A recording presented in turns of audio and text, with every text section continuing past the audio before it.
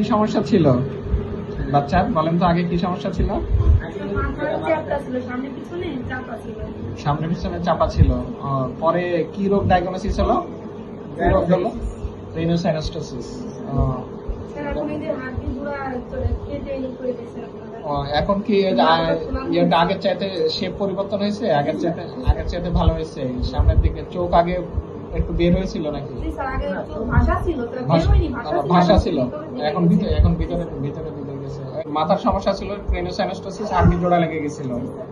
হাড্ডি জোড়া লাগা যাওয়ার পর তারপরে করছেন অপারেশন করে। বাচ্চার নাম কি আপনার?